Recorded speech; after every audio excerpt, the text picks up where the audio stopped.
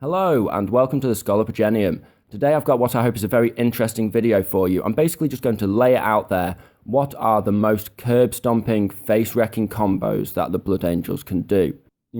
Get the maximum total damage output out of the units available to you and the stratagems available to you in the codex. And these are things that you need to know. Whatever faction you collect, you need to know and be aware of these tools and how you can, use them. So this video the aim of it is to just lay that out to you now. Now, there's been some recent changes. There's been quite a few recent stratagems that have come out in the Blood of Baal book.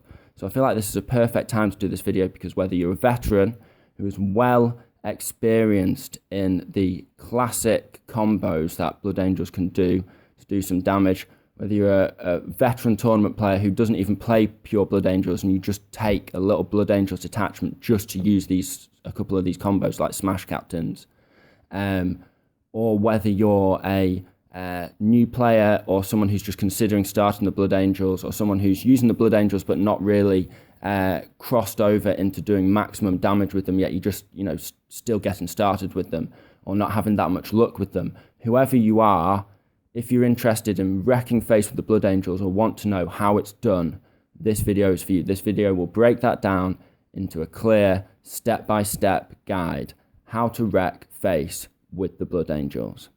Okay, so I'm going to talk about a couple of different combinations here, a few different combinations. I'm going to have some combinations that I personally feel are absolutely auto-include. Like, you should be getting these combinations off maybe a couple of times over the course of a battle, and they are really going to reap damage and reap chaos across your opponent's lines. And they're really going to jump you ahead in the game and make it very difficult for the opponent to climb back to a victory, secure an early win. And then I've got quite a few other combinations that I've just mentioned that I'm going to call honorable mentions. Now, I don't want to talk down about these combos when I say that they are honorable mentions. What I'm going to say is that essentially these combos are either situational or not necessarily situational, but they may suit you in your meta. So I feel it would be remiss of me to not mention these combos because I know they will be very useful to certain people depending on their meta. You need to know about them, even if you don't necessarily use them. And they may be useful for you if you go to a tournament, go, you know what, I can do this. And they may also just be to your taste. You want to take these kinds of units. They are good units. You're aware that they're good units. They may not be my personal favorites, but I'm aware that these are very good combos.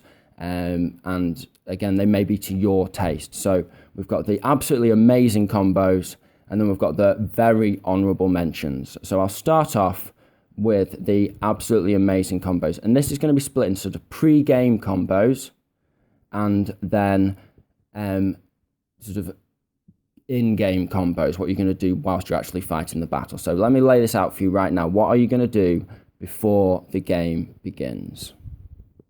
So the first thing I'll say is that command points are the currency of this situation. If you want to be maxing your units out to Super Saiyan levels, you need a lot of command points. So I take a minimum of 2 battalions and an extra CP detachment. The extra CP detachment, if you're not aware of what that means, would be 1 HQ choice and 3 of the same additional choice. And usually as a Blood Angel, that would be 3 elite units. So you'll have 3 elite units led by a character, and then you'll have 3 troop choices led by 2 characters, and 3 troop choices led by 2 characters. I am going to be upgrading my pure infantry army to have 3 units of 5 intercessors in as well, and I'll be taking a triple battalion, which will get me 18 command points in total. 3 for being battle forged, and then 3 times 5 command points for the 3 battalions. Because I just think command points are absolutely so valuable for the Blood Angels at the moment to just maximize our damage, as I've said. But currently, what I'm going to do is I'm going to describe this as if we've got 14 command points to play with. That's what you really need to be aiming for. If you've not got 14 command points in there, you can get away with 13 if you've got dual battalion and you can't quite fit an extra character in or this, that, and the other to lead your elite choices. But anything less than 13, and you're not going to be able to operate at maximum optimal efficiency with all of your units. I'm just going to say that right now. It's just necessary. Okay? So you've got your list. You've got your, let's say, 14 command points. That's what we'll work with. Now, your pre-game combos, you've got some things that you're just absolutely going to spend command points on. Now, you could only go with one extra relic, but I'm going to say right now that you want 2 extra relics. There is just an absolute huge variety of very valuable relics that you want to take. So you're going to have 2 extra relics. You're going to have 3 relics in total, and that's going to cost you 3 command points before the game starts. So if we start off with 14 command points, we're already down to 11. So, you know, we've burned many, and we're not even finished on our pre-game combos yet. Now, those 2 extra relics, the ones I would go for is a couple of extra relics for your Smash Captains. Now, I say Smash Captains plural because essentially, if you want to max your Blood Angels out to ridiculous levels, you want 2 Smash Captains.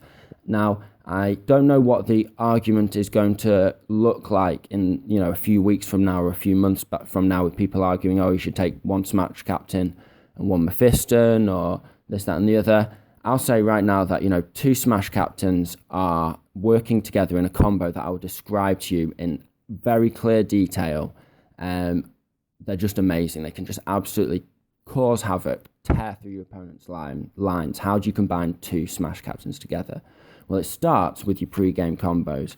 What you're going to do is you're going to buy the 2 extra relics, Hammer of Baal and Angel's Wing.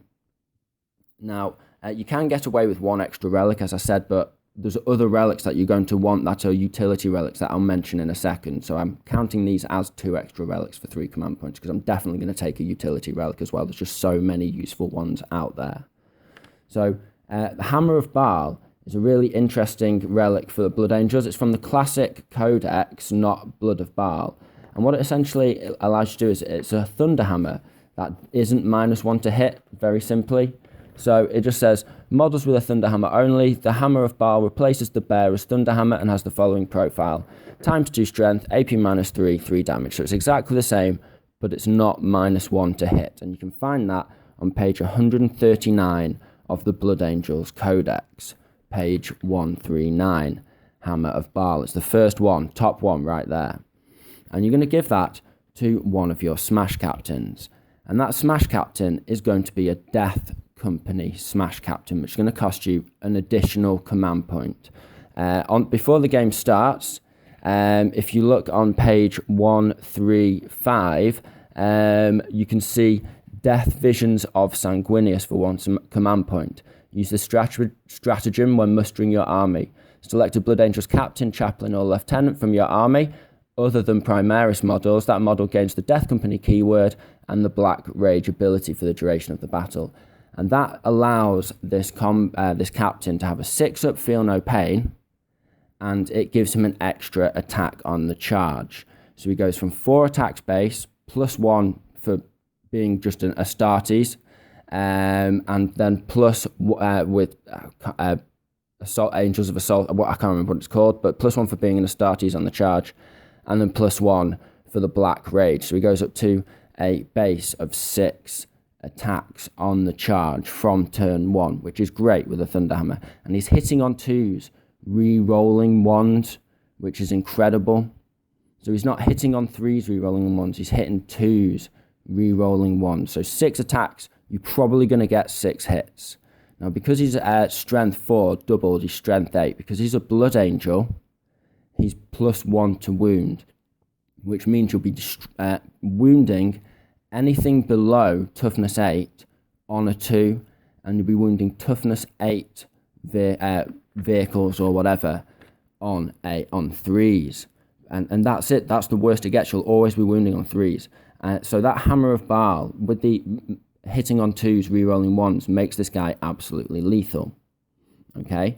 But that has cost you, so far, 4 command points. 3 for the 2 extra relics, and 1 to make 1 Captain Death Company. Now, I don't think you need to make the other Captain Death Company. It's just not necessary. You do need command points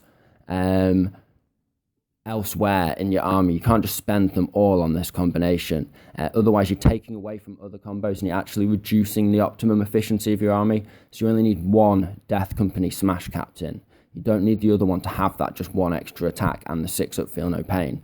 And the reason why I say that is because the one that you've made your Death Company Captain with the Hammer of Baal, you are also going to give him the Warlord trait that gives him the extra +1 to his Feel No Pain. So it is called Gift of Foresight. Roll a d6 each time your Warlord loses a wound, re-rolling rolls of 1. On a 6, that wound is ignored and has no effect. If your Warlord also has the Black Rage ability, they instead ignore wounds on rolls of a 5 or a 6. With a similar ability to ignore wounds from the Black Rage has no effect. So they have a 5-up Feel No Pain. So this guy has 6 attacks on the charge in turns 1 and 2. When Savage Echoes kicks in on turn 3, he's going up to 7 attacks if he's still alive, which he may or may not be. I'll break the 2 ways to play these paired captains down very shortly, but essentially you can play them hard and fast, burn the candles at both ends, wreck a load of stuff and probably die, or you can have them just wrecking shit in the late game, mid to late game, just when your opponent really doesn't have the resources to deal with them, and you can actually get a lot more damage. Now, before I go into how to specifically combine these 2 captains together to absolutely wreck face, I'm going to just describe the extra couple of things you need to do before the game starts. So you've got that 3rd relic that I mentioned, and that is probably going to be, these days, Icon of the Angel, which is a new relic for us. Now, there's some old classics out there, but for me, this is a very, very interesting one. And it simply says, when a charge roll is made for a friendly Blood Angels unit, or unit with the same successor chapter keyword as a model with this relic, whilst within 3 inches of that model, you can re-roll any of the dice. So if you roll a 6 and a 1, and you think, right, I'm re-rolling that 1, I can keep the 6. And you only, it's really, really, really useful. And it's actually an interesting stand-in for Lamartes, because if you give a Sanguinary Ancient or a Chaplain, who is a lot cheaper than Lamartes, this banner, he's going to give everyone who starts off within 6 inches of him, within 3 inches of him, rerolls, so he can potentially stand between 2 units that have deep struck in and give them both rerolls to charge, and they can reroll either dice. So for me, I'm going to be sticking that on my Sanguinary Ancient, and that is an excellent relic. But potentially a Chaplain would be an alternative use for that as well. And you're basically making a cheap Lamartes, but he doesn't give rerolls to hits for Death Company. But, if you're not using him necessarily just with the Death Company, that's going to be really vital. So really, really effective. The Icon of the Angel, that would be your 3rd relic. Now, there are a couple of honourable mentions here. So, of course, you've got the classic Veritas Vitae, which allows you to regain command points. I believe it's on the roll of a 5-up when you spend a stratagem, but you're going to be spending so many stratagems per turn, and you can only get 1 command point back per battle round. So by turn 2 or 3, both you and your opponents probably spent your command points, a lot of the time. It can be really useful when you've got that last command point and you use it and it's really effective, and then you roll your Veritas Vitae and you get it back and you're like, yes, excellent. 1 final command point keeps you with options, keeps you with the ability to do things late game when resources are really essential. The Veritas Vitae is certainly one to consider, but for me, I really like my captains to do a lot of damage. The Veritas Vitae, if your army is battle forged and the bearer is on the battlefield, roll a d6 each time you use a stratagem. On a 5-up, you gain a command point. Now, some of our stratagems cost 2 or even 3 command points. So it's only per stratagem, not per command point. So it's not that you'll probably get your command point back per battle round. You're probably only going to do that once, twice, maybe 3 times. If you've got command points, if you've got enough command points to guarantee that 5-up by the 3rd turn, you'll almost definitely get it the 1st and 2nd turn. By the 3rd turn, you may only have a couple of command points left, only spend a couple of stratagems, you don't get that 5-up. So, you're going to get command points back with it. It is effective. It is useful. But for me, it's all about that damage output. And that new stratagem, Icon of the Angel, giving us the reroll on the dice for our charges. And then the Hammer of Baal, allowing one of our captains to absolutely devastate in the assault phase. And the Angel's Wing stopping Overwatch from coming in when our captains charge. Though that combo is just too effective to put down.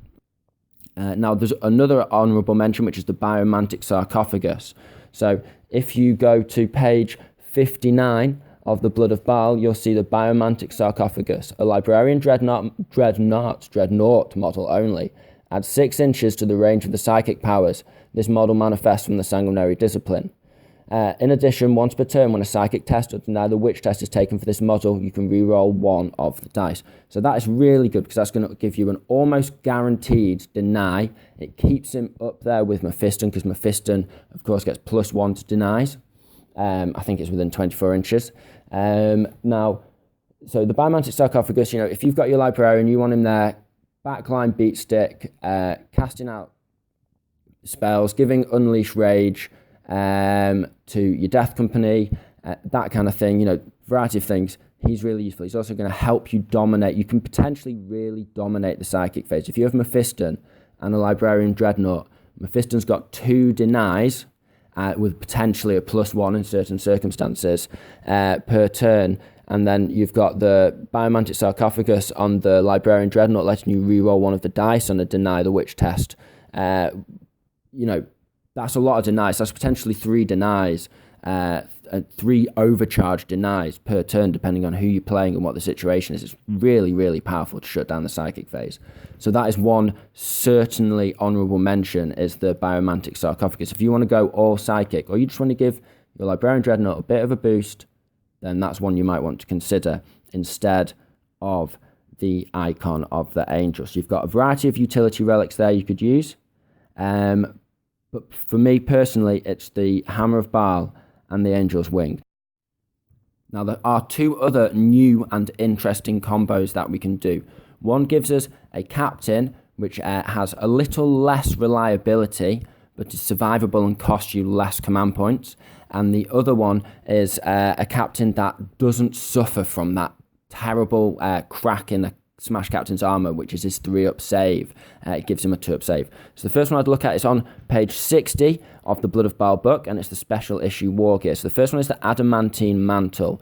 Now this gives you, when a model with this relic loses a wound, roll a d6. On a 5-up, that wound is not lost. So if you take your original DC Smash Captain and you don't spend 2 command points on him to make him Death Company and to give him the Hammer of Baal, and instead you just give him this relic, the Adamantine Mantle, and you make him the Warlord and trait that gives him +1 to his damage, which all Space Marines can have access to from the Classic Codex, which is known as the Artisan of War on page 138, add +1 damage characteristic to 1 weapon carried by your Warlord, then this guy will instead be hitting on 3s with his hammer instead of 2s, still re-rolling 1s, but he'll be doing damage 4 instead, so he's less reliable but has more damage output. It's just a different flavour of the same thing. He still has that 5-up feel no pain, so he's survivable. He's missing 1 attack as well because he doesn't have the Black Rage. So he does cost you 1 less command point, but he's still bringing that. He's just as survivable as the original Smash Captain, but he's less reliable. There's one option for you there. If he gets a wallop with that 4 damage hammer, he's going to really, really hurt people. So if you play against people that don't bring invuns and you don't need as many attacks, then that's the option for you. So if you face a lot of invuns, obviously you want a lot of attacks, but if your opponents don't bring that many invuns, or you're going to be hunting maybe armor that doesn't have invuns, then maybe a couple less attacks, but damage 4, that could be an option for you. Try both out, see what works for you. For me, it's Hammer of Baal. For you, it may be this new combo. So that is the Adamantine Mantle on page 60. Now, the other one I mentioned may have had veterans salivating at the mouth. The Artificer Armor. A model with this relic has a save characteristic of 2+ and a 5+ invulnerable save. Now, if you're like me and you've been running Blood Angels forever and been running Smash Captains since Smash Captains were a thing, then you will have discovered at this point that the best way to take down a Smash Captain is by massed cheap Daka. Smash Captains, they've got that Storm Shield, they've got that 3+ save, they are going to be tough. But if you give them the Artificer Armor, then that baseline of a 3+ becomes a 2+, and I cannot tell you how many times I've wished my captain had a 2+ base save, because if you're facing down loads of guard, loads of guardians, loads of Kabalite warriors, loads of just basic cheap infantry that were sat right next to a target, or that have moved over or in range of a target that you've just smashed up in the previous turn, they are going to shoot you down, and those 3+, you're going to fail enough. You're not always going to be in cover. In an ideal situation, you'll be in cover, but you may not be. If you're in cover and you're facing against Astartes, which, let's face it, is 50% of the time, or someone else with AP -1, I think Mechanicus can take AP -1 basic infantry, Daka. If you're in that situation again, then you're 1+ you will go to a 1+ in cover, so that will take you to a 2+, so you'll still be on a 2+. It just makes you so much more survivable. It's an option I always wish I had. So it's an option I'll certainly be exploring. Maybe taking the Angel's Wing on one captain, and then taking the Artificer Armor on my DC captain, so he's just that bit tougher, and he's still got the extra attack from the DC, from being Death Company. He's still got the extra attack that we've had recently from just being an Astartes on the charge. So he's still going to put out a lot of attacks.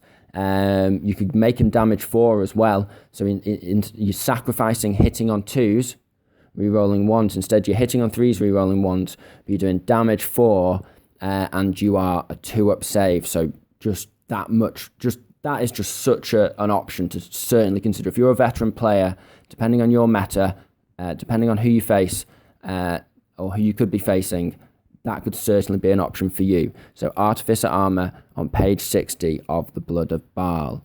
So let's summarize our captains now. So we've got a variety of builds. We have 2 captains for sure. We are definitely taking the Angel's Wing. We are definitely, which is found on page 139 of the Relics of Baal, as I've already said. That allows you to reroll charges. It allows you to ignore Overwatch. You're definitely taking that on the non-Death Company captain. You're taking another captain, which is either going to be Death Company, Hammer of Baal, or he's going to be an Artisan of War with the Adamantine Mantle, or he's going to be an Artisan of War with Artificer Armor. If you want the most survivable Smash captain you could possibly imagine, you'll take Selfless Valor, you'll spend the command point to make him DC, and you'll give him Artificer Armor. So he's on a 2+ armor save, a 3+ invuln, and a 5+ feel no pain, which is just crazy. He's really going to absorb a lot of fire. He's not going to want to die. If he's running around at the same time as Death Company, at the same time as Sanguinary Guard, who does your opponent shoot? Because all of those units take most of an army's firepower to entirely wipe out if they're played correctly. So, that guy, if you want to be running your Smash captain with a little less damage, but he is hopefully going to, if you play him right, live throughout the game and just keep wrecking face, 2+ armor save, 3+ invuln, 5+ feel no pain, then it is Selfless Valor. On the Warlord traits, it is Artificer Armor, and it is the spend a command point for the stratagem that makes him Death Company, which until this point I haven't actually said what that is. It's called Death Visions of Sanguinius. It's 1 command point. It's on page 135 of the Blood Angels Codex. Use the stratagem when mustering your army. Select Blood Angels Captain, Chaplain, or Lieutenant from your army. He becomes Black Rage. So that is your pre-game setup. You've got your relics paid for. You've spent 4 command points more than likely. You've got 10, maybe 9 left, but ideally 10. So how are we going to destroy our opponents? Now, the first combo that you need to be aware of is an absolutely amazing combo. We've done the setup for it. We've spent the command points. We've got those 2 warlords.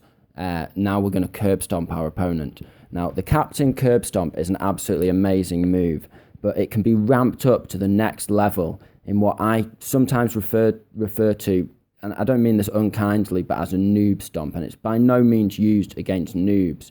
It's just used against people who don't see it coming, and it can only be used situationally. It can only be used if you are going first.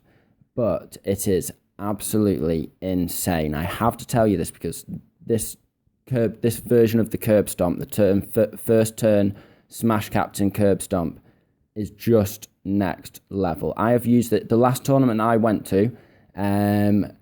I used this tactic in the first game that I played and in the last game I played, and it's basically secured me the victory first turn. There was some back and forth and that kind of thing, but this put me so far ahead.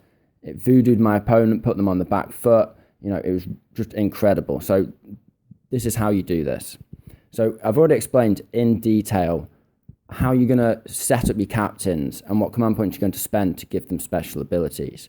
So we've got the Death Company captain, the DC captain, we'll say, and we've got the Angel's Wing captain who can't be overwatched. Now, if your opponent has a big chunk of forces, a juicy target, sort of castled up, especially if it's on one flank, especially if it's sort of on an objective, slightly away, if they are not on their game with deep strike, blocking screens, if they are not 100% on it, this combo, if you go first, can work just beautifully. Now, when I say if they're not on their game with screens, what do I mean? Well, because captains are such small models, your opponent, if they're only playing at screening, they're aware they need to screen. They've brought screening units in their list. Those units are advanced deployed ahead of their army, stopping you from deep striking in with Death Company, that kind of thing. They'll be spaced out, and that will leave gaps. And if you can find a gap that can slot that captain in 9 inches away from their juicy targets, then you're good to go on this strategy. Some opponents will have the absolute perfect screen, or they'll have just hundreds and hundreds of mass infantry. But against a lot of Astartes players, against a lot of Eldar players, they'll just have a few rangers, they'll just have a few bits and bobs, and there will be gaps in that screen where you can fit in a captain. Now, which captain are you going to fit in there? Well, it's going to be the Angel's Wing captain. So I will explain this through a couple of examples, through the first and the last game of this tournament where I used this combo twice. And this was after the new Astartes rules had dropped, but it was before we had the Blood of Baal. So this has worked. This is a classic combo that you just, as I've said, you absolutely need to know about this. So what you're going to do is you are going to, if you go first, use Forlorn Fury, which is a 2 command point stratagem. And you can use that on a Death Company infantry unit. Now, your DC captain is a Death Company infantry unit. So you're not going to rush forward 12 Death Company or something like that, advance them forward movement and advance before the game starts. You're going to do it on your captain. Now, this is really, really useful because he's not deploying onto the field. And what this means is he can fly straight between screening units.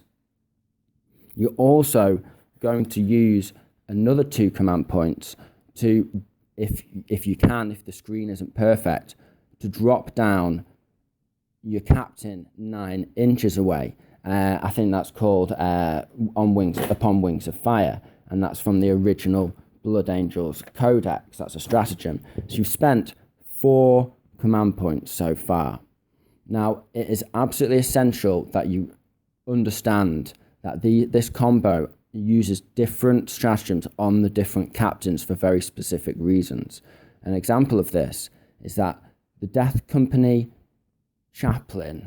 Death Company captain who has done the free 12-inch move plus an advance, which, let's say, face it, even if you get unlucky and roll like 2 on the dice, you've still moved forward 14 inches. In your first turn, you move forward again another 12 inches. You don't advance this time, but even if you've done badly, you've got like 26 inches of movement.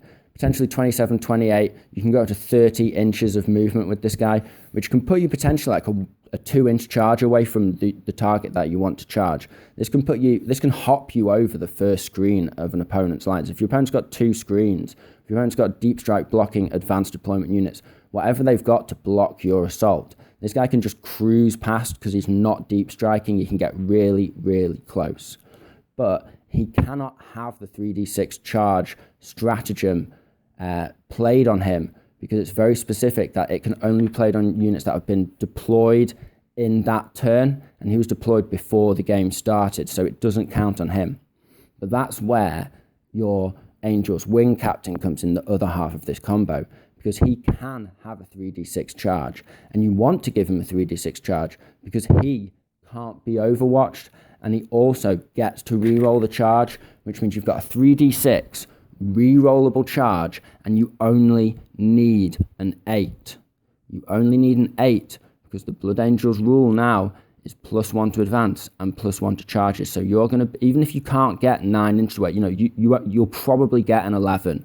On a reroll with 3d6, you should almost definitely get an 11. So if you can get 11 inches away from that juicy target, then you go for it. And remember, if you're charging screened juicy targets, you might be able to declare against the screen and against the juicy target behind because of placement and the range of the charge. But you can only ever declare a charge of a max of 12 inches, however far you travel, however high the dice roll is. You can only declare targets 12 inches away.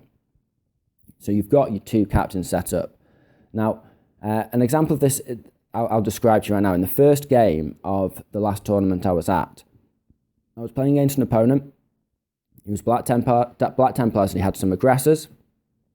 It's on an objective in a bit of terrain, a ruin, so to speak. He had some aggressors, he had a captain, he had a lieutenant, and I believe he had some destroyers and a crusader squad that had 3 or 4, I can't remember exactly, it was about 10 Space Marines in that squad. So, a decent chunk of firepower, all squashed together on an objective in his deployment zone. And he had screening units, he had those Primaris guys that you can't deep strike within 12 of, placed around. And he also had a couple of units of scouts placed around as well. He had a combination of the 2 units to screen against deep strike. However, I could slot my captain in about a 10-inch charge away from these units. And my Death Company captain, I got the first turn, so my Death Company captain, immediately I spent 6 command points. 2 command points to give my Death Company captain a free move up the board, followed by his move in my first turn and an advance pre-game, which got him just literally right in their faces. He was about 2, 3, 4 inches away at the absolute most. He could charge everything in that building. He could target everything in that building. And that's really essential for what comes next, because I'll describe that in a second.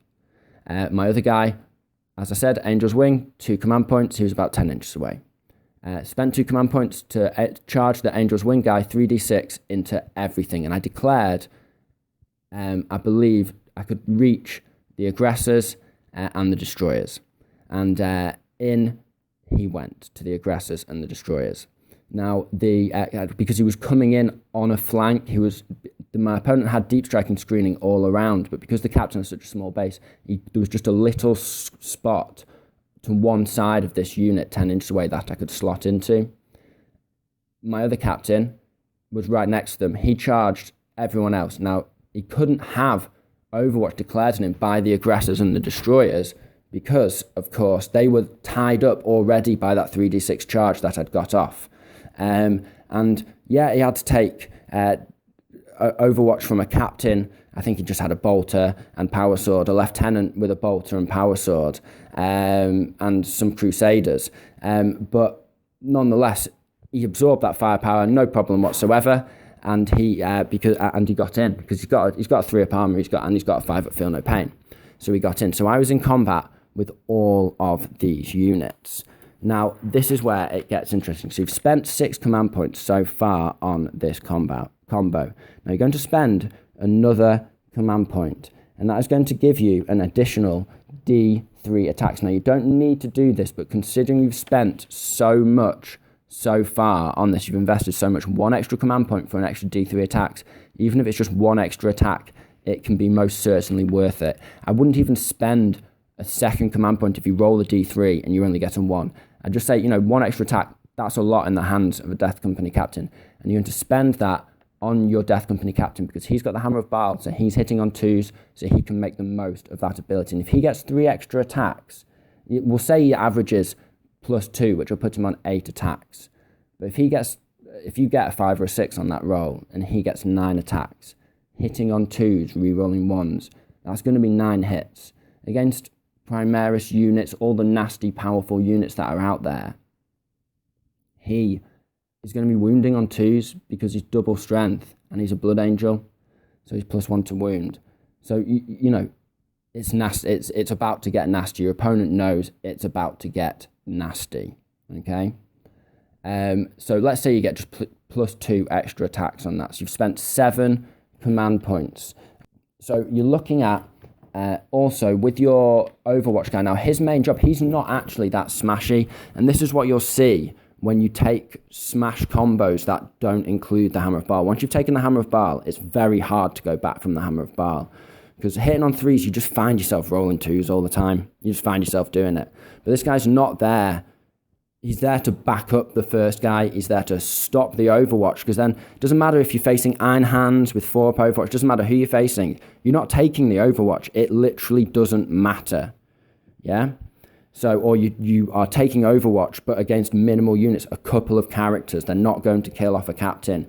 A character and 1 squad of infantry overwatching, even 2-3 squads of infantry overwatching, is not going to kill a captain. It might do 1 or 2 wounds at the most, even with special weapons. So, depending on who you're facing, you'll lock up people with the Angel's Wing captain, as is fits the situation, so to speak. But essentially, you're just not taking Overwatch. You are throwing at them with this additional captain, an additional 4 attacks base for the captain, +1 for being a Astarte, so 5 attacks. So altogether, you're putting in 5 plus probably 8 attacks. You'll be getting 13 attacks, an absolute minimum of 12 if you roll a 1 or 2 on that dice. Now, you'll just rip everything apart. And anything that is left, you will probably not have the damage capability to kill off either of the captains with that Storm Shield. Because it actually takes a lot of hits in close combat to take down a captain with that Storm Shield. They're just really, really good, really, really survivable.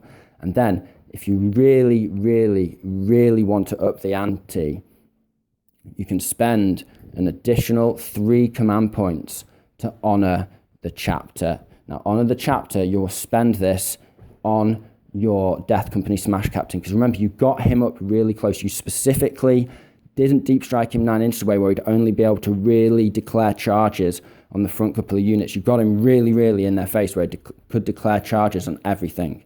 And that means with his 3-inch consolidate, he's going to move to whoever's surviving, and you're going to spend those 3 command points, and you're just going to finish them off. You're just going to kill literally everybody. You'll wipe everyone out. There might be, a lieutenant who got lucky on a 6-up feel no pain if they're Iron Hands, who's on 1 wound or something like that. But, essentially everyone is going to be dead. And I did this again to give you another example in the 5th game of...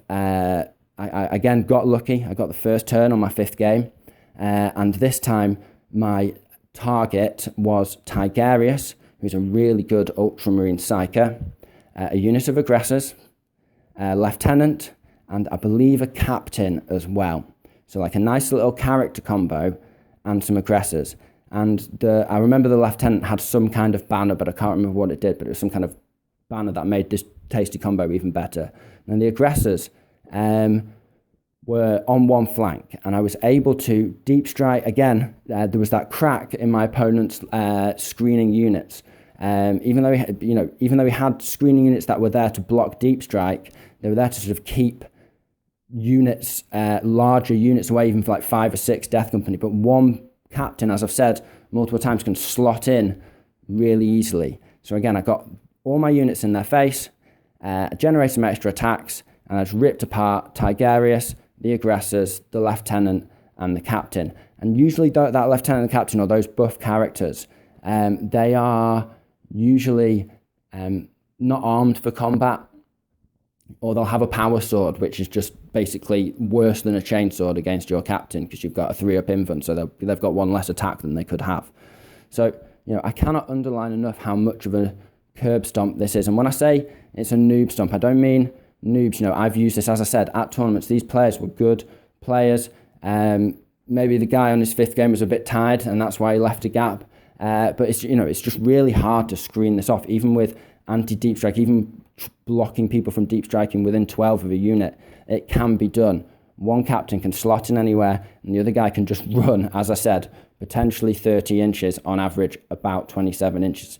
Those two are going to wreck face. And the beautiful thing about this is, and this is something that I'll repeat again with the next combo, which I'm about to go into, which is a brand new, fresh and tasty combo from Blood of Baal. And it's the same for this second combo as it is for this combo, but I'll make the point now. The amount of damage you can do with these two captains, you're taking no damage in return. These captains are not taking Overwatch. This DC captain, not everyone may be locked up by the Angel Wind captain, as I said, so the DC captain may take a wound or two, but that's it. And you have just wrecked a massive chunk of units that your opponent was really relying on to do damage to you. They're really relying on that. Was what they were going to use to respond to your Death Company. Now they're scrabbling for ideas. How am I going to deal with those Death Company that are coming in turn 2, turn 3? It gets you on the front foot. It gets your opponent on the back foot. They've lost a lot of points. They're now running a 1,600-ish, maybe even less, 1,500 point force to respond to a 2,000 point force. This is only going to get stronger. Those captains are still going. They're still powerful. And you can still do this with just one DC captain. If you can't deep strike the other in, you can still get one DC captain in. Now, be aware, your opponent can respond with firepower by spending 2 command points. If they're in Astartes or if they're an Elder, they can spend 2 command points when you deep strike in to shoot at a unit. And I believe it's the Elder is -1. For Astartes, it's certainly -1 to hit. But again, most of the time, unless it's like a unit of Dark Elder Reapers, they are not going to be able to wipe the entire unit out. Your DC captain, if you have to, or your Smash captain, he can deep strike down. He can easily be behind a wall, even though he can't be overwatched anyway. There's just a variety of different things you can do. Just make sure that you're safe on the way in. If you deep strike behind that wall, he's not going to take Overwatch on the charge, but he's also not going to take Overwatch when he deep strikes in. So that's an essential key thing to look out for. If you have to be 11 inches away from a unit of aggressors instead of 9 inches away from a unit of aggressors, but that 11 inches away puts you behind a wall, which means they can't spend 2 command points and they don't have the chance to just shoot up that captain when he deep strikes in. Those Dark Elder Reapers don't have a chance to shoot up that captain when he deep strikes in, and you've just given yourself a little extra distance on the charge. It doesn't matter. You've got reroll charges. You've got 2d6. You're +1 to all your charge rolls now because you're a Blood Angel. It's just worth being a little further away and being safe and getting this combo off perfectly. So that's the traps to watch out for. Don't deep strike in. Have your opponent spend 2 command points. Just watch your captain melt and leave your Death Company captain there exposed in front of their lines, now with no one blocking Overwatch, so he's going to eat a load of Overwatch if he charges and he'll die too. Don't get caught in that trap. That is the number 1 trap that you get caught in. Do not let your deep strike captain get shot up as he lands. If you can avoid that, you're good to go. If you go first, this combo is amazing. Now, how do you use your captains if you don't get first turn? Well, what I would usually do is move them up within the main lines. Maybe backed up by Mephiston. There's a variety of different options. Maybe just running behind some transports. Maybe amongst mass infantry, just screens nicely amongst your lines and you advance forward. Now, what this means is you're going to save a lot of command points for the later game. And that means that, when you do this first turn combo, if you do the first turn combo, I don't recommend necessarily spending all the points. You won't necessarily need to spend 3d6 to honour the chapter and fight twice. The job may well be done before that point. Or there may not be enough surviving to be worth spending 3 command points just to kill it off. It may not even be worth giving the guy the extra attacks, although I usually do just to make sure the job's done, because it's not worth exposing these captains and then them not doing their job. So overall, you're going to be spending 6 command points on the initial manoeuvre, a 7th command point to get the damage, and that's it. That's usually the top. That's the most I usually spend. But if you absolutely need to, if you really messed it up, or there's just too many juicy targets to choose from, and you just want to keep on smashing, then this combo will come to a total of 10 command points. If you re-roll that D3 extra attacks, it'll come to 11 command points, so don't do that. You're out of command points at that point. You can't even afford it at that point. I wouldn't spend the 10 command points. I would keep this combo to 6 or 7. Now, despite this being an absolutely ridiculous face-wrecking combo, I don't actually use it that often. I use it only when I know that it's going to basically win me the game. But it's just too many command points to spend otherwise.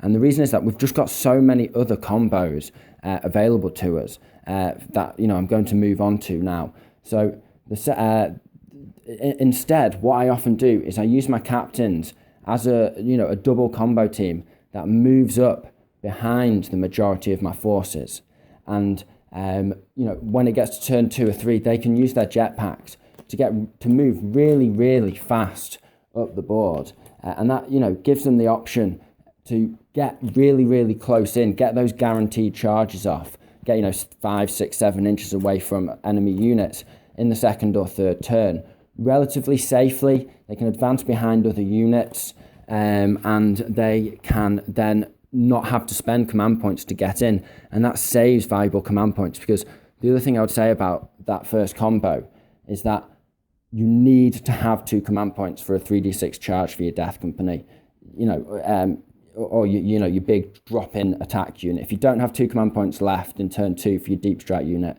you've thrown the game away. So don't get carried away with these smash captains. This is the other trap. You need command points left over.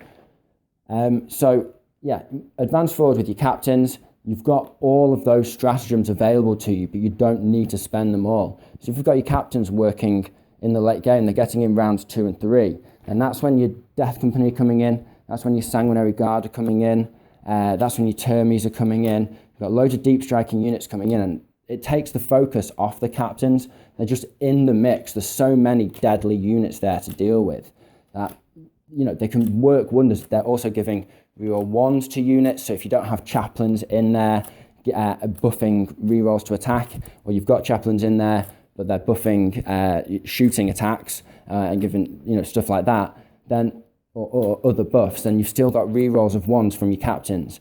They've also got combined nicely with the Heirs of Asgalan ability of the Sanguinary Guard, which gives the Sanguinary Guard reroll all hits if they're within 6 inches of the Warlord of the Force. So, moving in turn 2 and 3, still, you can still deep strike, you can still spend 2 command points to redeploy a captain. If you've got a captain alive in turn 4 and they've got, a unit sat on, like a little tank or something, or anything basically, sat on an objective miles away from where the main battle's gone, and you've no firepower to shoot it off the objective, and that opponent feels like that objective is guaranteed, then spending 2 command points turn 3 or 4 in the later game to reposition that captain and charge him in an 8-inch charge, that can win games as well. So as I said, the curb stomp, the first turn curb stomp, is absolutely beautiful.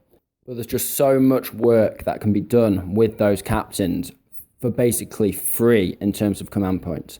If they're doing the majority of their work in turn 3, then they've got +1 attack from Savage Echoes. If you come across something big and juicy that you want to take out, you can take that unit out and spend the extra command point for the extra attacks, D3 extra attacks. But apart from that, just have them running around in a combination of 2.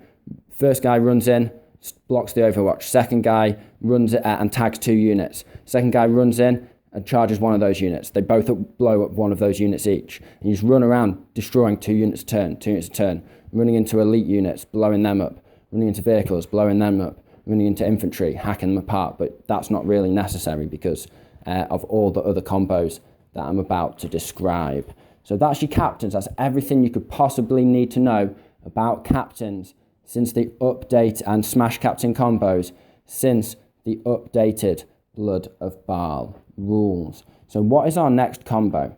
Well, our next combo is the Sanguinary Guard combined with Tactical Terminators. So these 2 units for me are an absolutely game-winning combination in my opinion. They do so much work and so much damage, and they also just solve one of our biggest problems as a force, as Blood Angels, as an entire chapter in this combination. So that main problem is deep strike, blockers and screens. You've spent a lot of, you've got your 2 command points ready, you've greedily held onto them for that Death Company 3d6 charge, but the opponent's just blocking you. They've got stupid Primaris guys stopping you from deep striking within 12 inches away. They've got screens of infantry here. They've got this and that there, and you just can't get off that optimum charge. And if your charge falls flat or doesn't take down as much or what you need to take down, then you're not where you need to be in the game. That charge has to work. That drop down assault has to come off. And the Sanguinary Guard and the Terminators can combine together to guarantee that every time. So they just bring the Daka. I'll say it right now, they bring so much Daka. And there's some additions you can give them with chaplains and stratagems very, very cheaply. That just means that they're going to kill 20, 30, potentially even 40 infantry if you get lucky in one turn, in the turn that they drop down. So how are you going to do this? And they're guard equivalents, or half that if you're talking Marines. So what you're going to do is you're going to drop down with your Sanguinary Guard and your Terminators. You're going to put Explosive Judgment on the Sanguinary Guard. Explosive Judgment gives them reroll to wound with their shooting and ignore cover. This is going to happen turn 2, so you're going to engage the Tactical Doctrine. That puts them on AP -2, 18-inch range. You're going to spend an additional 1 command point, so this is only 2 command points for this combination. And you're going to give the Termies Fury of the First. This gives the Terminators +1 to hit. And the maths, if you want to know it, breaks down like this. The Sanguinary Guard, if you had a unit of 9, for example, which is what I'll be taking personally, you'll get 18 shots off. You'll get 12 hits. Against Marine equivalents, you'll get 6 wounds. Now, because you're re-rolling wounds, that'll go up to 9 wounds because you'll have 6 failed wounds. Re-roll, get half of those. And then because you're AP -2 and you ignore cover, so wherever they're stood, they'll be on a 5-up save if they're Marines, 3-up, 4-up, 5-up.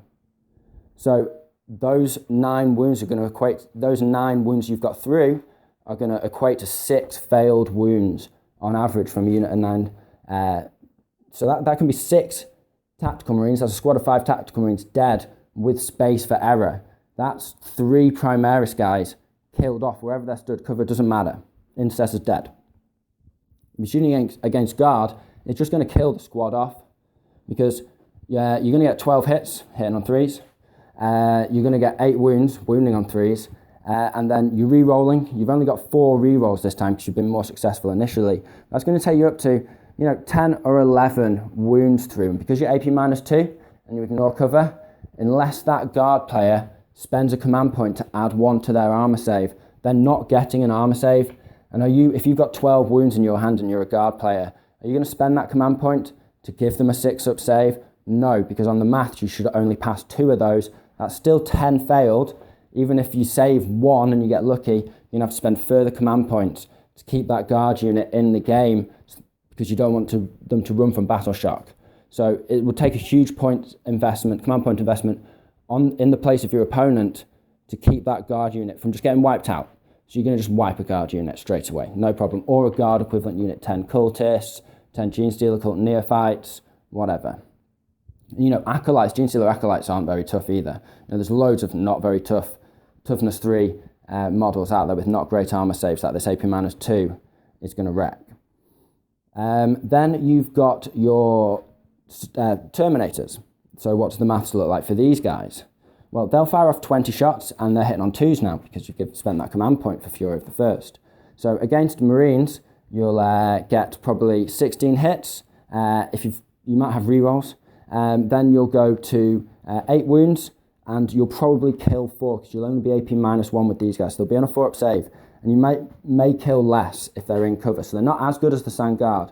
But the fact of the matter is, if you took 2 units of Sanguinary Guard, you wouldn't be able to spend explosive judgment twice. You can't spend the same command point on both units. So you'd have one Sanguard unit doing all right and one Sanguard unit wrecking. But if you bring the Termies down, both can get powered up to the max, and you can take this even further. So just to quickly run through the maths on the Guard and then tell you how to ramp it up to just next level massacres is you'll have, against the Guard, you'll get, again, 16 hits probably, hitting on 2s, maybe more.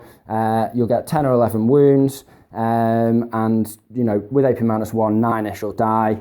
You've got Battle Shock again. You know, you'll wreck the unit down to the point where it's not worth saving most of the time, or it's going to take your opponent a lot of command points to keep that unit in play if they really need them. So either way, a win for you. So you've wrecked essentially 20 Guard equivalents. You've wrecked essentially 10 Marine equivalent wounds. Yeah? Let's ramp it up a bit more. Why ever not? So if you have 2 chaplains, both with jump packs, they can know 2 powers each. Now, you don't need to get these drop-down units into combat this turn. You know, they're tough enough to survive. If you do enough damage from your Daka, they can withstand the incoming Daka and then get those guaranteed charges off. But you may well charge as well, because with 2 units, if they've got just if you've got loads of targets, then you may well get the charge because you've got that +1 to charge. But really, as I said, one of our main problems is clearing deep strike blockers. So these units are going to drop down and they're going to clear those deep strike blockers. They're just going to wreck anything that's in your path, anything that needs to be killed. The Sanguinary Guard are so effective, you can split fire. You could kill 2 units of Rangers if you needed to with the Sanguinary Guard. You could kill 2 units of Scouts with the Sanguinary Guard without too many problems. If you've got a little tactical Marine squad within 24 inches that can blast off their bolters just to give you that little insurance policy, then, you know, you're clearing that screen. If they've got loads of screens, if they've got 60 men, 80 men, 100 men in front of their lines, you've killed 20 so far. Let's ramp it up another notch because, yeah, why would you need to kill more than 10 guardsmen in a squad? Well, what if you split your fire, as I said? You can literally split the fire if you wanted to. And what I would do is I would put 2/3 of the Sand Guard onto one squad, 2/3 of the Termies onto a separate squad, and then the spare thirds from each of those into a 3rd squad just to do them some damage, to trim them down. Or just, you know, there's no kill like overkill. Just make sure, because many armies have the ability to give you -1 to hit, this, that, and the other. If you want to keep those numbers up, then this is what you do. You bring your 2 chaplains forward. They've both got jump packs, and they've both got the ability for 2 powers. You're not using your close combat litanies, as I've said. So instead, what you're going to do is you are going to give the +1 to hit litany on to the Sanguinary Guard. So now they're hitting on 2s, okay? So they are getting that many more hits on target. Then you're going to place the separate litany on the Termies, which let them re-roll wounds. So the Termies' original buff from Fury of the First buffs their hitting, and now this litany buffs their wounding. And the Sand Guard, their original command point spent on them from Explosive Judgment buffs their ability to wound units. So this litany placed on the Sand Guard will just increase the amount of hits that allow them to put wounds with rerolls onto the opponent's units. So you are just with 2 guys just leaping forward. You can do that turn 2, spray down, just kill anything that could possibly get in the way of your charge. And that's why, you know, as I mentioned, your captains may well want to hold off, because if you want to bring a turn 3 pain assault, you know, it's very, very, very viable with the Blood Angels now. I think they should be hopping out of transports or running forward or advancing, whether you use intercessors, tactical Marine scouts, whatever you do. Turn 2 is just spelt out for you with the tactical doctrines. Turn 1, run forward. I don't even bother. I'm going to just basically not bother with heavy weapons, I reckon. I'm just not going to bother with them. I'm just going to run forward in the first turn. If I've got transports, I might pop smoke, I might just put up with, I might just have the assault doctrine or whatever, but basically, I'm just going to move forward with everything. Turn 2, just hose everything down with that assault -1. On top of this combo, you could have the Death Company coming down as well. If you've got 10 Death Company with bolters, they're in rapid fire range, that's 20 more shots. If they're near a captain, they're rerolling 1s, blah, blah, blah, blah, blah. But we're not talking about those guys right now, because they may well come in turn 3. The Sanguinary Guard and the Termies are clearing the field of battle, ready for their own charges and for the Death Company to come in and do their thing. Now, you've got additional things you can do once this plays out.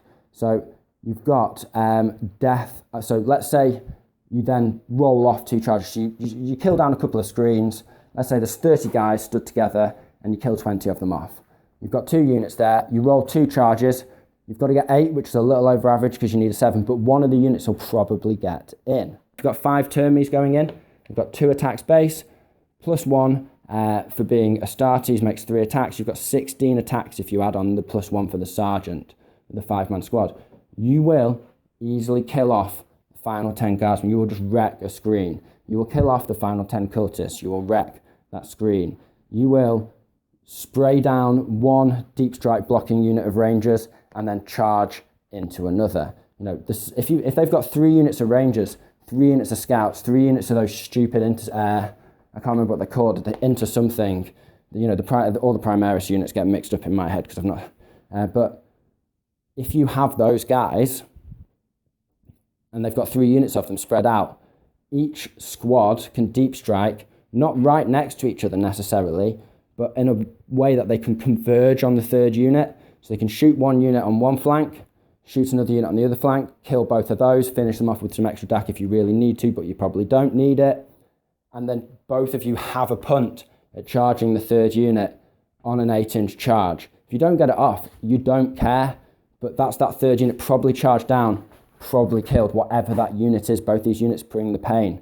The Sanguinary Guard, when you get into combat, you'll spend 1 command point for Death on the Wind, and Death on the Wind is from the new Blood of Baal stratagems, and that allows them to get a minimum of 2 damage. So if you're fighting against Primaris, fighting against Termies or whatever it may be, you're going to chop those guys down. You're not going to have a wasted hit, only do 1 damage on the D3. You're just going to get the minimum of 2 damage, which is great.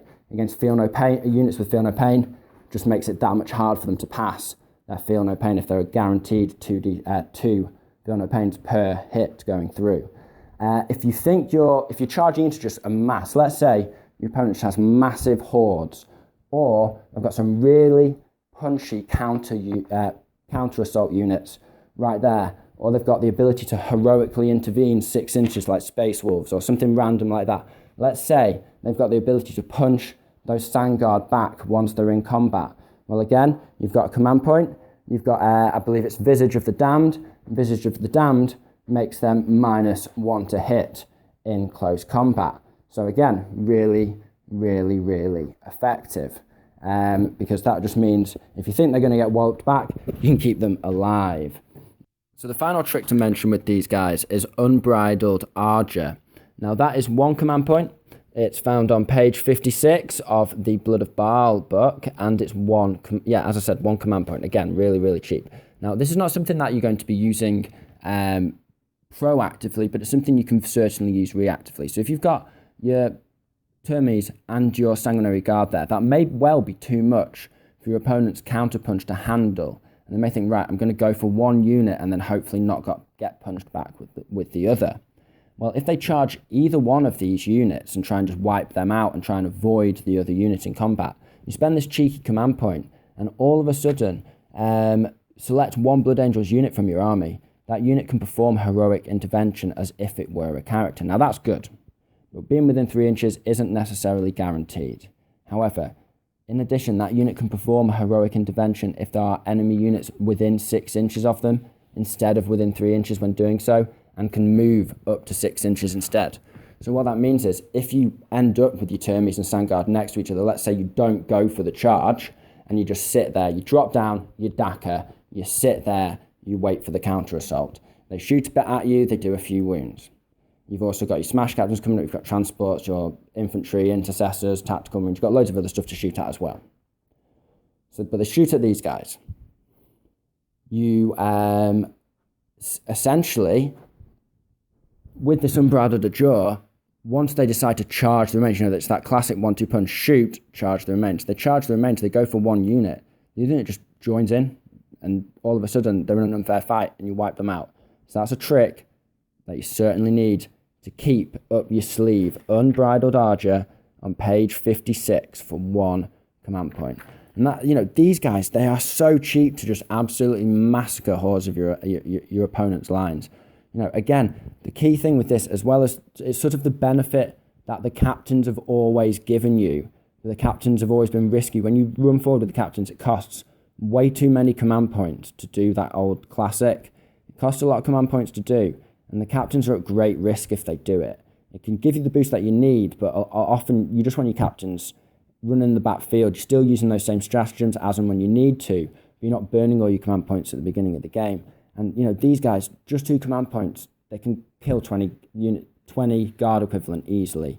With character support, they can easily get that up to 30 or beyond guard equivalents, even in cover. They can, kill just massive, clear deep strike blockers. They can clear so many obsec units. These guys, if they get this off for a couple of turns, deep strike down, shoot a load of stuff off, sit in cover, survive a little bit, get countercharged, support each other, do serious damage to the countercharge unit. You give them -1 to hit with Vision of the Damned, so they're even more dead, so they're even more survivable. These guys, you've still got a few models left in each unit. They run forward. You can still spend these command points. You can do the combo again. If you're stood well back and they don't have a counter assault and they don't manage to wipe these guys out with their shooting, then, or depending on the units you take or what else you're doing, or if you've got your captains running around and they need to kill the captains instead of these guys, because the captains ran into their face turn 1, then, the combos work together beautifully. As I said, the captains can be the beginning of a textbook Astartes assault. Another trick to mention with these guys, especially if they've got a litany off, is people really don't want to counter deep strike these guys either. So if you're playing a cat and mouse game, or your opponent has deep strike murder units just like you do, then you have the 2 command points to fire at something that deep strikes within 12. You can use that with your termies. If you've got the litany off and you're re-rolling for wounds, for example, you're just going to spray in and re-roll wounds. Or you can pick your Sanguinary Guard, either one, depending on what you think's most suitable for the job. So you drop these guys in, and they're pretty invulnerable. They've all got a 2-up save. You've more than likely put them in cover.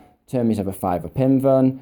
You just can do an ungodly amount of DACA, weather the return fire, and then move off and just carry on. Next turn, spend the command points again.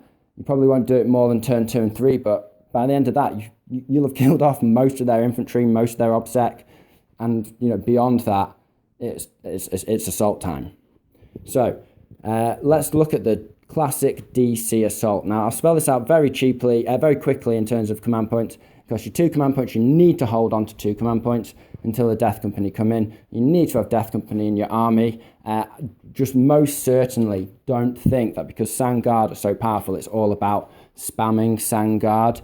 You want all 3 units in combination. The Terminators, the Sanguinary Guard, and the Death Company all bring different things to the fight, and they all have different stratagems spent on them at the same time. So it's not like you have one unit of Sangard operating at full effectiveness, and when they die, the next ones do, and when they die, the next ones do. No, everyone comes in, everyone's at full effectiveness. You just have one of those turns where you just destroy your opponent. That's how Blood Angels do it. They just come down, they tear the opponent apart, and then just pick off the resistance in the later turns, redeploy, get the objectives, that kind of thing. So when your Death Company come in, as I've said, you've cleared any screens. If you've been playing these guys right, if you've done these combos effectively, you've cleared any screens that are going to stop those Death Company coming in for the perfect target, exactly where you want them to be. Your opponent may have removed units up and that kind of thing, but if you've played it right with a little bit of practice, and if you've used the DC and the termies effectively, you've done your job. If there's any scant remaining bits of maybe assault blockers or something like that, The Death Company can do the job themselves. They've got bolters, don't forget that. They can come down, they can rapid fire, they can do a lot of damage. Or they can come down and they can shoot off. They've got 24-inch range, still firing off 10, 12 bolters, can be useful. But at this point, the DC won't be doing that much damage, and you won't be relying on their Daka that much, because you'll be switching onto the Assault Doctrine, which gives everyone an extra attack. Now, I like power swords in Death Company. Now, I know a lot of people think they're a waste of time, but it allows you to multi-charge, and the key thing with Death Company is you don't usually want to come down and take down one unit, and you also don't need to always take on their best unit with Death Company. What Death Company do is they melt a lot of stuff. They can do a lot of wounds to stuff. They can kill a lot of stuff. And that's what you need to do them for. You either need to use them to just wipe. If they've got 30 infantry on an objective, even though the Death Company cost way more than them, it can be valid to just come down, just wipe them out, job done, dealt with, yeah? So the Death Company do that very well, whereas the Sanguinary Guard and the Terminators, they fight the battle for you. They're the workhorses. They're doing all the heavy work. So for this reason, I'm going to mention a new combo you can do with the Death Company, but I'm going to give you the caveat that I wouldn't necessarily do it. And in the games that I've played so far, every single game that I've played, I've and ahed about it and then not done it.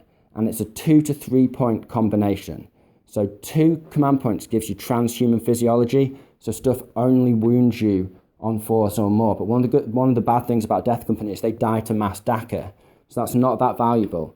It can be done on Sanguinary Guard, it can be done on a load of other units, but if you want to keep the Death Company alive after they've deep struck in, and you spend 3 command points, you give them human physiology, and I think it's called Refusal to Die, and both of these are on, I think it's page 55 or 54, you can find them on both 55 of the Blood of Baal book. Now, transhuman physiology, 2 command points, as I said, 1 to 3 don't wound, whatever the weapon, and 1 command point for refusal to die means that your feel no pain goes up to a 5 up. But the thing is, with Death Company, everybody knows that Death Company have got to go. You know that your opponent's got to get rid of the Death Company, your opponent knows that they've got to get rid of those Death Company. So they're going to put the amount of firepower into those Death Company that it's all the firepower it takes to kill them off. So 9 times out of 10, they're going to die anyway. Do you need to spend those command points? Those command points that could be spent, 2 command points, just transhuman physiology could be spent to get your Sangard and your Termes firing on mass Daka again, because it's only 1 command point each for those guys. So, transhuman physiology could be spent on doing more damage later on. But again, transhuman physiology is useful for your Sanguinary Guard, useful for a variety of things that you think are going to absorb Daka. It's useful for your captain. If you think your captain's going to be taking a lot of Daka or something, a lot of heavy shots, or anyone who you think is going to be taking heavy shots, is particularly good against Sangard, our state, in particular, because they don't have an invuln. So it means that if people are firing disintegrators, if people are firing last cannons, plasma, stuff like that, stuff that wounds them on 3s or even 2s and has a high AP, that's what you want to be shooting at Sangard from your opponent's perspective. Disintegrators, plasma, all the classic weapons are perfect against Sanguinary Guard because they don't have an invuln. They may have a turp safe, but not an invuln. So, in that case, making that stuff have to wound you only on a 4, 5, or 6, taking away the 3s, taking away the 2s and 3s potentially, really, really valuable, really, really useful. So, transhuman physiology, useful on Sangard, a trap on Death Company. They're just not tough enough. They're just going to die.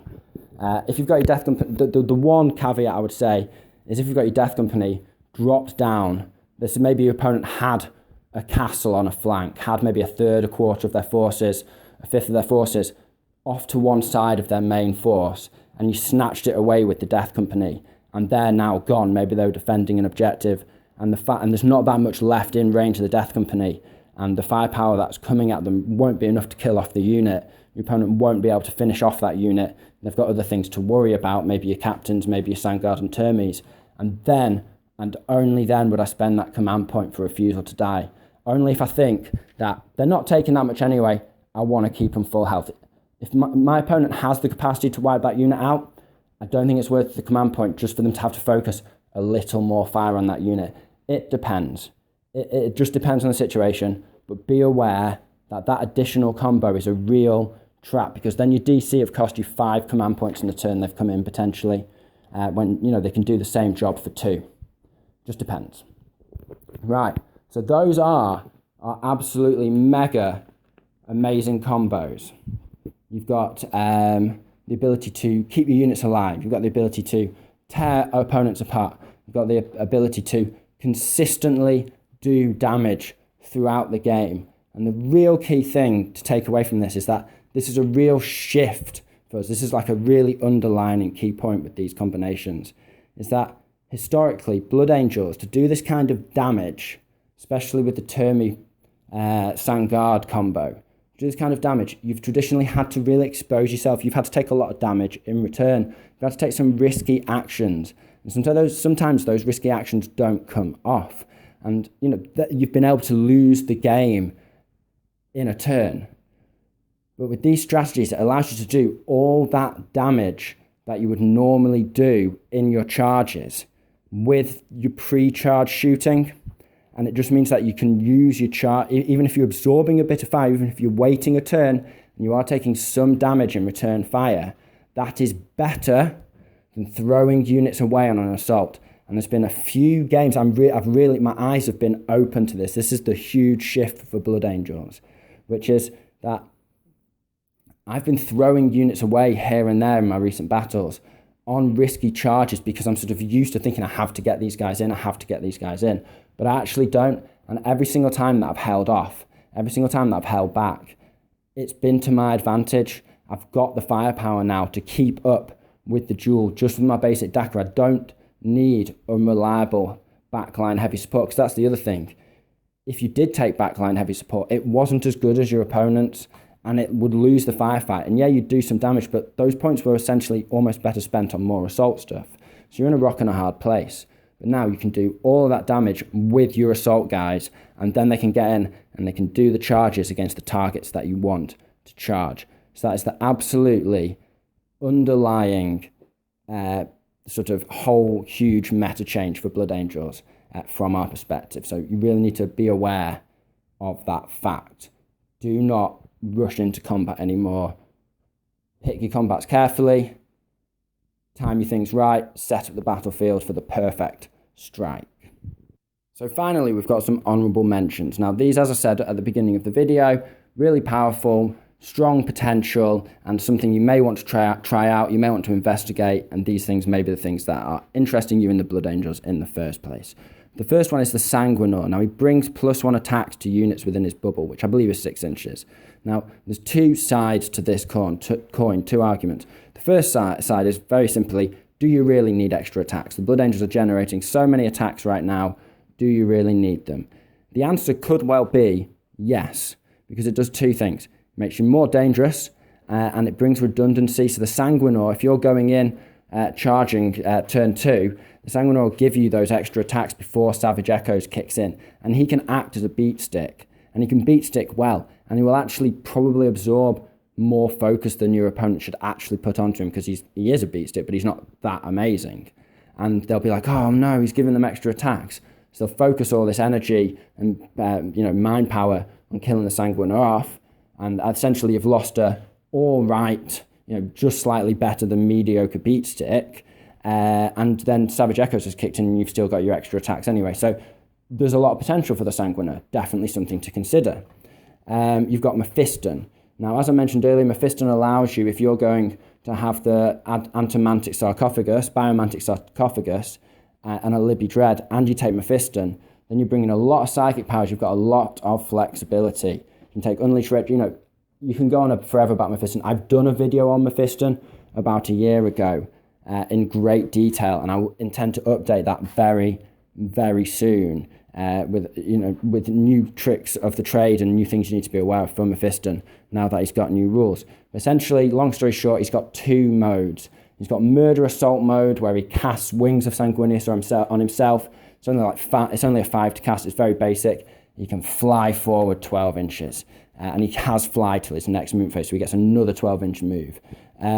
You cast Quickening on him, and he gets D3 extra attacks. And there's different combos that you do with Mephiston And you can check out my original video on the channel to pick that up. That most of that information, or all of that information, is basically still valid.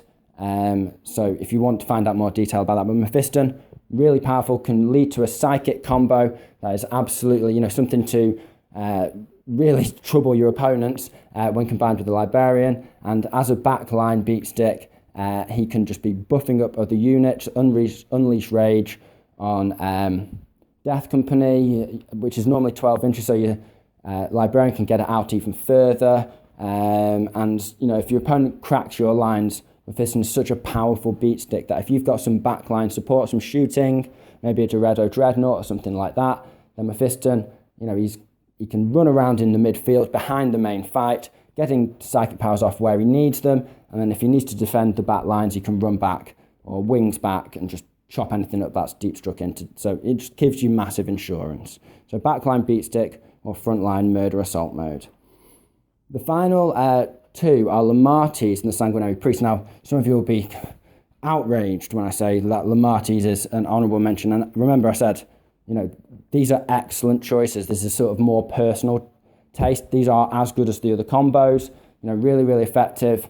But for me, Lamartes isn't 100% necessary. Yes, he's excellent. Yes, he can cast. He knows 3 powers. He can give you a buff. He can get essentially 3 powers off if you're combining him with the Death Company, because without rolling a dice, he brings that reliability, which is that you don't need to roll a 3 up to get a litany off on Death Company. They get reroll charges anyway, and he also gives them reroll to hit in close combat, so you don't need to give them the litany for reroll hits. So he's great. He's like an old-fashioned chaplain for the Death Company. But as I mentioned, you've got Icon of the Angel, which can give you reroll 1 or both dice, and you can have that on a buff unit, buff character, and have those guys near the Death Company. And then you've got a better reroll for the Death Company. And then you can have a chap that can also be a chaplain, or a chaplain could be there as well and cast the reroll hit. So it's less reliable on the rerolls, but more reliable on the charge. And it's just another way of doing it. So, and it's cheaper is the key thing, much, much cheaper. So, when now you're trying to cram in 2 or even 3 battalions with all those amazing characters, and then a massive unit of Death Company, a massive unit of Sanguinary Guard, and some Termies in there as well. When you've not got the points to spend, Lamartes isn't 100% necessary because of the existence of Icon of the Angel. Now, the final one I'll mention is Sanguinary Priests / Corpulo. Now, the reason why I'm mentioning these guys is they have a new exciting combo. Now, I don't think that new exciting combo is that great necessarily. I'm thinking about it with Termies, Sangard, Primaris, that kind of thing. Because essentially, you're spending a command point to give a 2-wound model an extra wound. So the stratagem is called Chalice Overflowing. And it allows you to target the same unit twice with either bringing a model back or giving a model D3 wounds. What that essentially means is if you targeted your Sanguinary Guard unit, you brought a model back that was dead, and then you spent a command point to make it from 1 wound to 2 wounds. Or you heal a guy that was wounded, he goes up to 4 wounds, and you do it again, and you bring a model back on 1 wound. So either way, it's a command point for 1 guy. It's all right. It's not that much. Where I think this combo comes in, and this is what I really want to underline, Chalice Overflowing with a jetpack with your Smash Captains. Because the amount of firepower and if you make one of those Smash Captains Artificer Armor, and you give him the 5-up feel no pain because you give him the combination of Warlord traits as discussed earlier, then this guy all of a sudden is 2-up armor save in the open, 1-up in cover. He's got a 3-up invuln for any of the big shots. He's got a 5-up feel no pain for anything that slips through.